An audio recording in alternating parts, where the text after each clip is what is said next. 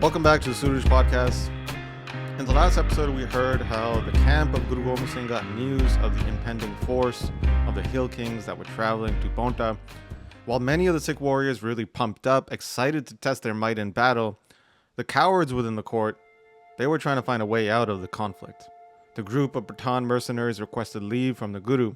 The last episode ended with Guru Gobind Singh persuading the Pattans to remain, telling them that they would receive great amounts of money.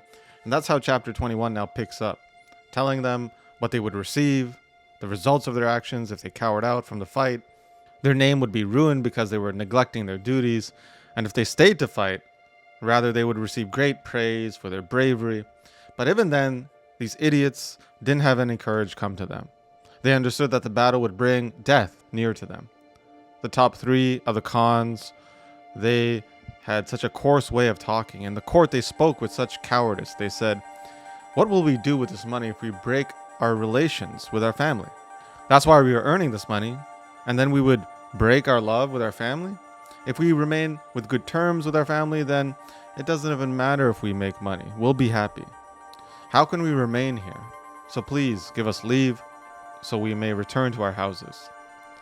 The maternal uncle Mamaji of Guru Gobind Singh heard this, and he was enraged. To scold the Khans, he said, "You idiots, why are you making up this excuse? You are just afraid, thinking that the enemies outnumber us. You have become loon harami, ungrateful traitors, you idiots who are leaving your duty, your station." The uncle then addressed the Guru, "Oh Guruji, don't care about these guys. Just tell them, these Malays, these foreign fighters, tell them to get out of here. They leave their houses with their weapons. Seeing the upcoming battle, they are afraid that they will die. They have dishonored their own lineage. None of them want to actually fight, as per their job. At the time of battle, they are saying, 'Let's go,' the very time when their commander has tasks for them. What warrior would have their composure, so unsettled, so quickly like this? These guys may have the appearance of tigers, but their actions are like jackals." Hearing this, P. Khan was ashamed. Very slowly and quietly he spoke in sadness. He said, "Whatever comes to mind you may say, but what do you know about our responsibilities? We really want to continue our duties, and if we don't do that, we'll just sit at home. It's only a potential problem if we take something from the Guru now and leave. If we don't take anything, then we'll for sure come back and obtain your darshan, your divine sight. We aren't deserting after taking something. For the purpose of a celebration, like a wedding or funeral or something sad, we have to go and meet and sit with our clan. If we don't do that, we'll be reduced in their eyes. That's the nature of our clan and our family relations." The plume-wearing Guru heard this and replied, "Get out of here, you pathetic, moronic cowards.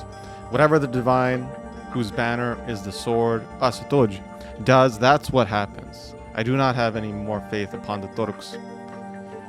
Bikhan Khan, Najabat Khan, and Hayat Khan, the three of them, got up, but their spirit was completely broken. They bowed their heads, saluted the Guru, and in shame, they wouldn't raise their eyesight up at the Guru. Exiting the court, they passed through the door, and in haste, they just scurried away to their own encampment. They sat together and began making a plan. They were thinking, the Guru is now agreeing to give us a lot of money. Hayat Khan then said, "We should maybe remain here. Let's collect all this great wealth, stay for about a year, and then eventually we'll head back after becoming rich." Bikhan Khan heard this and said, "Listen, the Guru is only giving us this large amount of money because he's afraid of the large amount of enemies arriving here. Otherwise, we would have to have remained here for a long time to receive this amount of money. But not fighting and dying is upon us. Only those who survive are going to get the money. So if you really want this money and want to go home also, then we should do this. Look, there's tons of wealth in the Guru's treasury. We all have seen this. We all know this well. So become a warrior and fight well. But what we should do is we should side with the Hill Kings. We should make a written agreement with them, giving us dibs over the loot after the battle is over. and then we'll side with them in battle. The Hill King's forces will fight at the forefront, and we'll just be at the rear watching. And when the Guru's forces are routed and they're pushed away, forced to run away, then we'll go straight to the Guru's treasury. We'll clash against them just once. Whoever's there, whoever's guarding the wealth, we'll get our hands on it, and then we'll control it. Whatever our horses can drag back, we'll take that much back in great joy. From Ponta, we'll load up our horses and just head out straight. Then what do we need to meet with the Hill Kings again? If you want money from working, then we could get the money this way. But let's not tell the Hill Kings the extent of the loot that is there and that we will take. We'll take all the grand wealth and we'll quickly head home. And in this task, Khuda the Divine, Allah will help you, fulfilling all your desires. Hearing this, all the Khans got insanely greedy. In their mind, a hunger to capture the treasury of the Guru arose. Everyone began praising the intellect of Bhai Khan, and they would say, let's send some men to the Hill Kings, quickly, let's place 5 messengers on horses, and in great haste they sped off these messengers. They were told to meet with the leader Fateh Shah, telling him that all the Khans wished the best for him, saying that, what other force does this Guru have? All the Pattans have come over to your side. The messengers continued saying, they are insiders, the Pattans. They know the landscape well. They wish to write an agreement with you for the spoils of the loot. They do not require anything else. They will fight for free. With their strength, they will fight against the Guru, taking his treasure. Fateh Shah heard this and he was just elated. His arrogance expanded, thinking that the Guru's army now has totally come under my command. I'll win the battle so easily, he was thinking. That victory, all the Hill Kings desired, but nobody was able to accomplish, I will do. My praise will spread across the entire world. This is when the Guru will lose. So quickly, Fateh Shah on the paper wrote that, yes, you have the permission to loot the Guru's treasury. He wrote, when the victory will be obtained, you will be rewarded with jewelry, clothes, and taking all these gifts back home. This is what was written, and the 5 messengers then mounted up. They headed back to Ponta, where the leader of the Khans were residing. They met with them and told them everything that happened, how the messengers gave Fateh Shah such faith that they would win. Everybody at that point mounted up with their weapons. Gale Khan, however, the 4th Khan leader, when he saw this, he said, you idiots, have you lost your mind?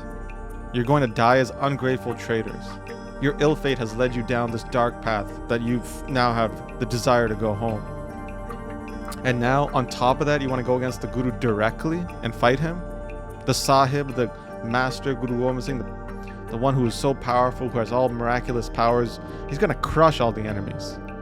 He whose one saying can make the impossible possible. And in the battlefield, he's just going to wreck the enemy, throwing them to the side after killing them. You are such moronic cowards. For the purpose of you going to hell, you have constructed this plan. You have put a great stain on the great lineage of the Pattans. And here you're going to die, and then there will be such slander upon your name spreading throughout the world.